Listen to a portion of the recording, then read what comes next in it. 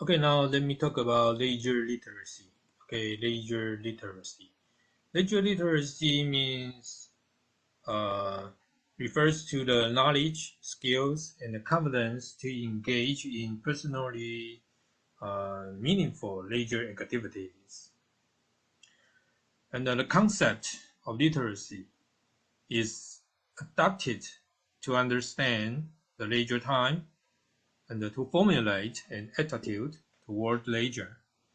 So it's possible that leisure literacy can be defined as a knowledge to understand and experience leisure, a positive and also a positive attitude, and an individual's value to selection of one's participation in leisure activities. In contrast to a positive leisure attitudes toward leisure activities, sometimes there's an excessive or leisure indulgence or leisure or even leisure addiction behaviors. It might happen, it might occur when people uh, forget the time, lose the self-control, and put too much time in an activity that we may call unhealthy leisure. Unhealthy leisure. So unhealthy leisure might be described by three subcategories, referring to excess, too much, escape, and the lack of control, particularly lack of control. So if a person do some leisure activity in an excessive amount is going to be unhealthy.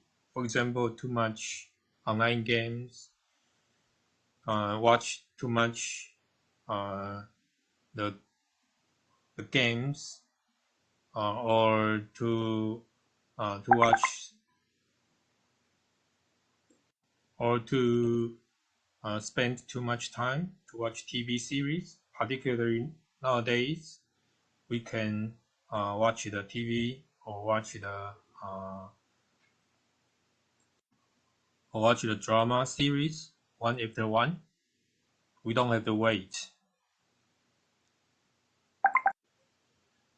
So here, the leisure literacy refers to the knowledge and self-control or the value, attitude, if they can have a good plan for the leisure activities. If people lose the self-control and commit, if they are too much to excessive leisure activities, that's a low, we call low leisure literacy. And here, leisure value that refers to the comparative importance of leisure and work or leisure and study. Some may see these two equal importance. Some may put more importance in work or in study rather than leisure. So it depends. So let's we do the leisure time importance analysis earlier in the course, and then this may influence the boundary between leisure and work or leisure and study, because of the digital leisure. So nowadays, the boundaries between work and leisure may not be clear. They blend together. The blurring of the boundary between leisure and work or leisure and study may have a positive or negative impact on individuals' leisure lives and their work performance. And this implies personal leisure literacy becomes important, and the company managers may be aware of this situation of unclear work-leisure boundary in working places. And another factor or variable, family life cycle, may also influence this.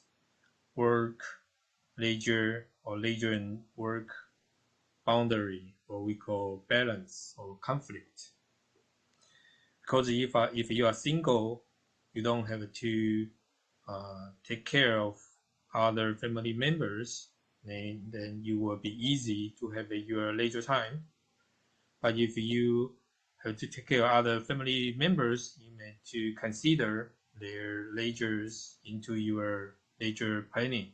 So they will be more difficult, or sometimes they will have some conflict. So this factor will influence this. It's whole model talking about